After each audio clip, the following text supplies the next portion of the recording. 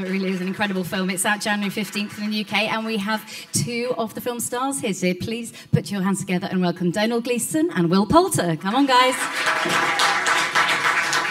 Welcome, welcome. Well, we've just seen the trailer, and I think everyone sort of did a sharp intake of breath as they realised kind of what an epic experience this is going to be. I mean, having watched it, I was deeply moved and excited and kind of gripped.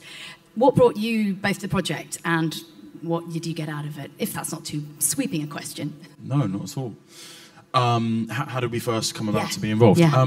So I think the script was in circulation for a while, and it was interesting. It was the first time I've ever read a script and heard so many people say it's the best thing they've ever read, which is quite a lot of pressure on the script. I have to say it totally lived up to that pressure, and really the most affected I've been from something just on the page, just from reading something. I've never read anything that was so visceral and emotionally affecting before any visuals were attached at all. And then I think finding out that Mr. DiCaprio and Mr. Hardy were involved, and that it was being directed by Alejandro, was a huge incentive for me. You weren't attached at that point yet, sir, so I should point out that had you been attached, I would have been even more excited. Will was cast before me, yes. But what I meant is I was only aware of those three attachments at the time, so it was very exciting for me.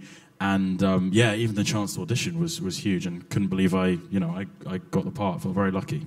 Yeah, and Domhnall, I mean, how did you come to it? And perhaps also you could explain to us a little bit more about the story and what your character plays in it. Yeah, I'm aware this is strange because anybody who... We can't answer questions about Apple, by the way. We know nothing about the product. So if somebody's here to ask about a problem with your iPod, I can't help you. I'm very sorry. If you're here to talk about the film, it's weird because I don't think anybody has seen it, which is strange. So it's strange to talk about it. Yeah. Maybe we just shouldn't. The film is based on a true story about Hugh Glass, played by Leonardo DiCaprio. There was a bunch of fur trappers in the 1820s. One of them got attacked by a bear. And why is one person laughing at me? Am I messing this up? I think. Sorry. So anyway, that's kind of the basic setup. And then he's left back with Tom Hardy to look after him, and then he just won't die. And that's the film. Yeah. No, that's very well summarised. Yeah, thank you. Yeah. On the back of the DVD, like the blood. It's kind of a story of survival and revenge and good versus evil and all those things. Is that fair to say? Also that, yes. Yeah, that too. And then I came to, it was exactly the same as Will. I read the script. It's an amazing story. Yeah. And it's not one of those amazing stories which is so unbelievable that you kind of watch it and you say, oh, right, okay, that's interesting that happened. It's incredibly gripping and really exciting, and I think that's what you look for, so that's why I wanted to do it. Absolutely. Now, watching it, it looks like it must have been pretty gruelling to film. Was it even more than we can possibly imagine? I mean, was it incredibly challenging? I think possibly. I think the film is very intense. It's a very kind of immersive and visceral watch, and I think for the most part we feel like we couldn't have created that unless we went through it to an extent. Like we almost went through what they went through, and we did shoot this, all on location, all in natural light, all with real weather elements, which made it a lot more challenging and generally pretty cold. But also as an actor, it's a rare opportunity to not have to act as much, as we got the opportunity on this. You're genuinely shivering, and we were genuinely cold. We were genuinely tired. We genuinely found it tough, and I think we wouldn't have achieved the same product had we been in a studio with a bunch of electricity, and wind blowers and rain machines. We wouldn't have felt the authenticity, so I don't think the audience would have. Were you both a fan of the director's previous work, Alejandro González Iñárritu, an amazing director, and I think this, for me, establishes him as a hugely important director. I mean, I think the Oscars did that too, and then and then also, I think the performances in his films are always amazing, always across the board. So you feel very well looked after, even though you're scared. You have somebody brilliant deciding what goes in the film and what doesn't, and how to change what you're doing.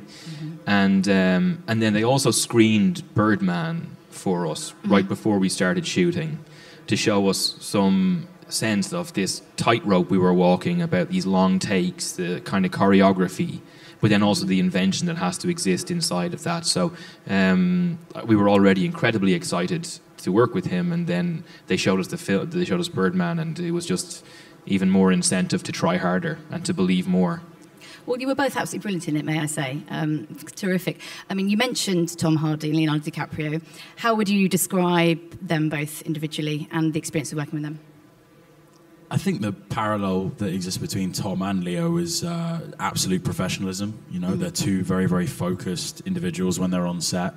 They work incredibly hard. They both have a huge appreciation for the detail in every scene, you know.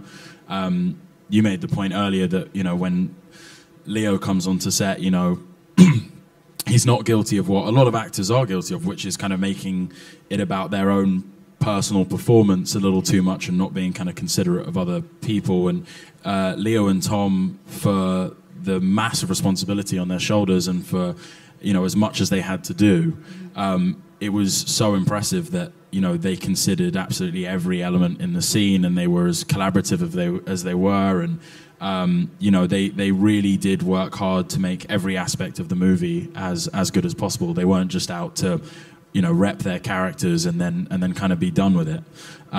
So that's something that they share, and obviously the performances are so different. You know, their characters couldn't be really more different from each other, which is you know, a testament to their talent.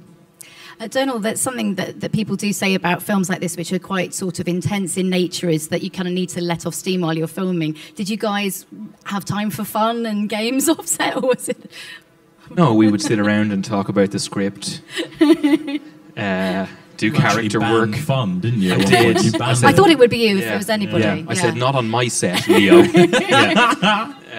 No, we did. You know, there was. It is important to have fun, but there was also time to have fun on set. Like the part of the way the film is shot is that it was shot using natural light at all times. So you'd be waiting for the time of the day when the sun was in the right position and the clouds had moved into the right position. You were hoping that they would all move into the right position, and that everything would look right. And then when it got there, you had like half an hour sometimes to get a really chunky scene done in like 2 takes. Wow.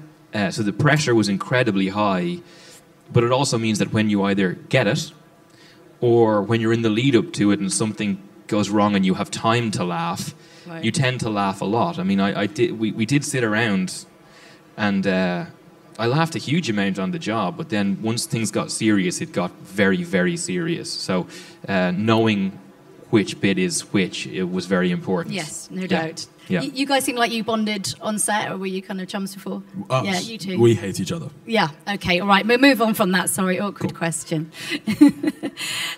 Will kept hitting on me when we were filming, and it was just awkward, you know? You can blame me, right? Yeah. But we slept together at the rap party. So I think that's kind of got rid of some of the awkwardness. Some of the energy. No, we got incredibly close during the shooting of the movie. All of us, you know, I think this was physically and emotionally, you know, pretty tough. And we were with one another almost every minute of every day for 7 months. So, you know, you couldn't help come out of this experience with very, very strong feelings about each other, whether it was going to be hate or love. And it turned out to be love. And we're both... You know, we're both very close, and all of the guys, you know, have become very close with one another, and that's been fantastic. The experience, you know, create genuine camaraderie between us. Yeah. So it's great. Would you say the experience of making this film was very different from what any of you had been through before? Because I suppose most people would associate with you different kind of films. Yeah. Yes. I think everybody on it said it was different to everything they had done before. Yeah. And that includes Alejandro. That includes Chivo, who shot it and has shot a great many great movies across the board, and all of the crew. Nobody had ever worked in conditions like that, on a film like that, in that way. None of those 3 things had you done on their own. And together it was completely crazy. I mean, it was a really, really nuts experience. So I think it was different for everybody. Before we cut to the audience, perhaps you'd like to share what, well, I think we know what most of you are up to, but perhaps tell us what you've got in the pipeline. Will? Oh, sure. I feel like there's more of a question for you, but real brief. I just finished shooting something called War Machine, and one of my friends who I shot it with is actually in the audience, which is amazing. Yeah, I did that in Abu Dhabi. It was very exciting. Great. Yeah, you know, honour being involved in the project. Good stuff. Can't wait to see it. Now talk about now I think Star we know Wars. something, a little film coming up. Who wants to know the ending? As long as we keep it between us. It's not being filmed, is it? No, tell us. Yeah, so Star Wars is coming out. I'm in that. And Brooklyn came out, and I was in that. And then I did a film with Tom Cruise and Doug Liman called Mina, and I'm hoping I'm in that. And then I just did like a stoner comedy with Thomas Hayden Church and Christina Applegate, and I'd better be in that because I was in every day on it, and if I'm not, I will be furious. Yeah, that's it. Fingers tightly crossed, thank you. Okay, well, let's cut to the audience. Wait for the microphone to come to you, please. Pop your hand up. Okay, over there, please. That was quick. Hello. There's been a lot in the press about how visceral this film is. You know, there's all these kind of hilarious stories of women fainting after screenings, etc. Do you think that's a help or a hindrance when you're bringing a film out? Like, is it going to stop some people from going, or is it going to encourage them? I'm sure it will. I didn't realise, I hadn't actually heard that story about anyone fainting. That's awful. That wasn't what we were shooting for necessarily. That was me. That was me when I saw you it. fainted. Yeah. You fainted, yeah. I think with any movie, you have to accept that in this day and age, the internet affords the opportunity for a lot of truths to be told and made public. And also, unfortunately, a lot of false information gets out there and actually often spreads more easily and more widely than the truth. That's not to say that an individual didn't faint. I'm not denying that. But I think you can't really control it. I think we all feel confident in the product that we all had a hand in creating. And we hope that people are just genuinely emotionally affected, but they remain conscious throughout the 2 hours and 37 minutes. And that's really all we can do. But genuinely, we wanted to create something that was emotionally affecting. And I think that's what Alejandro and the whole team have done.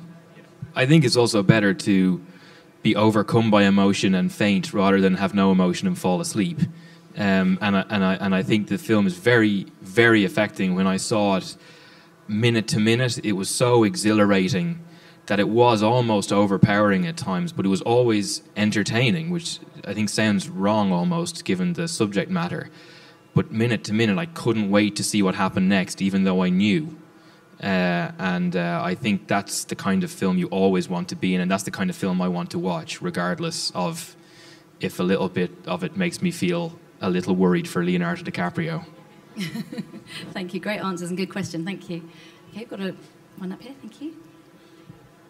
Hi.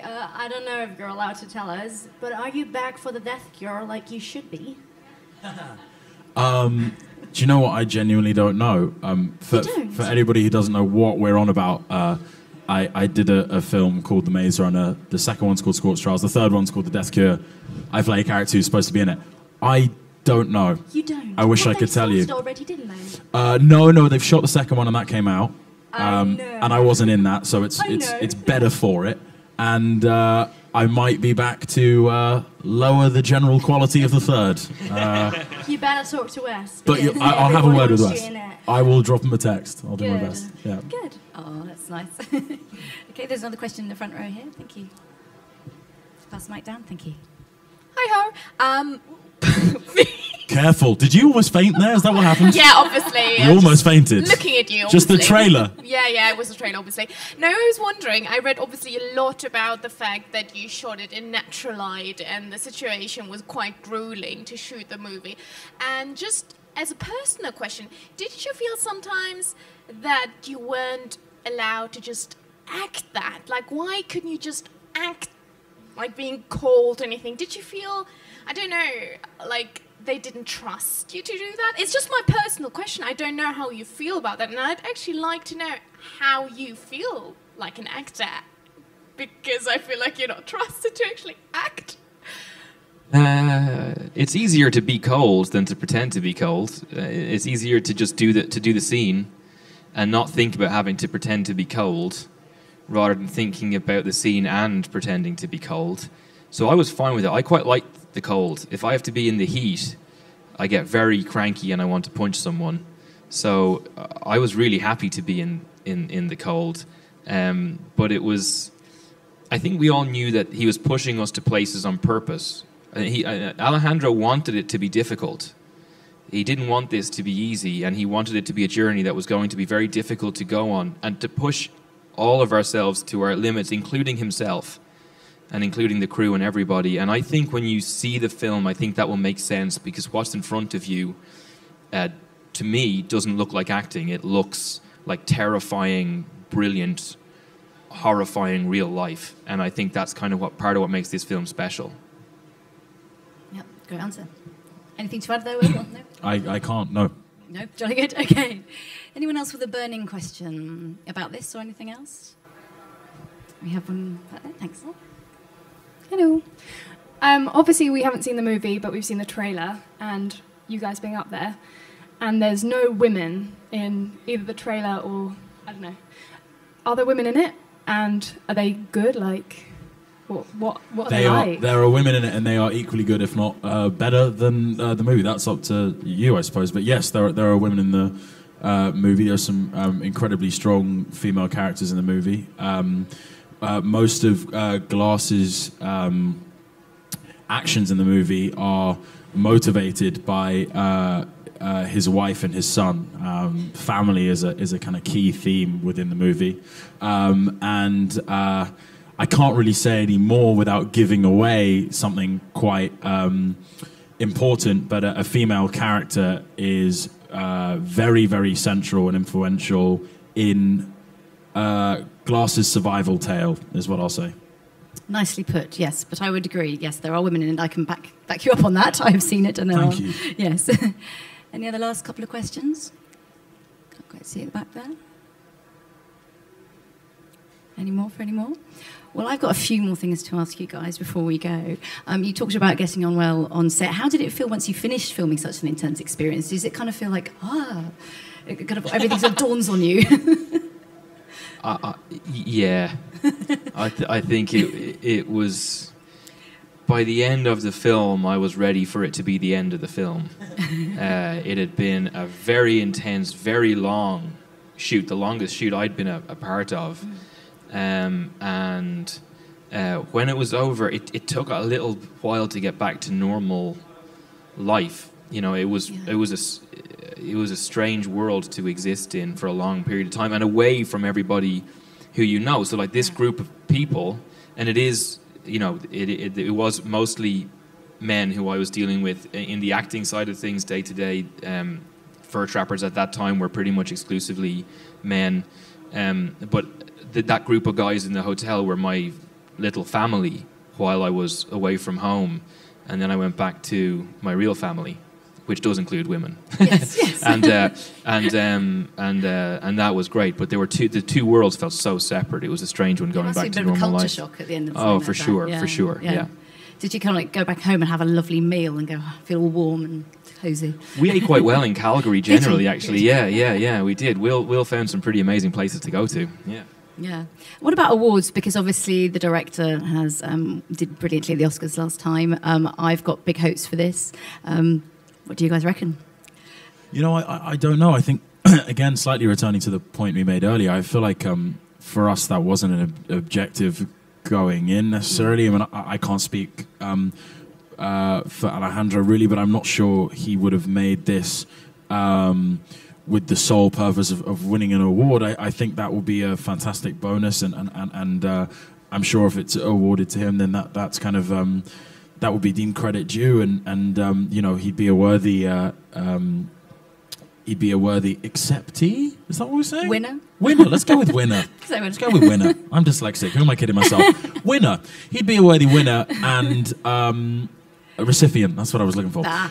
He'd be a worthy winner recipient, and I think that it will just be seen as kind of a lovely bonus. But for us, you know, the main thing is that audiences are affected by it and they enjoy it, and you know, they think it's worth their time and money, you know, going to see it. Well, I think it really is. January 15th, guys, go and see it. And thank you both so much for joining us Thanks today. Thanks for having us. Appreciate it. Talking about The Revenant. Thank you. Thanks a lot. Thank you all.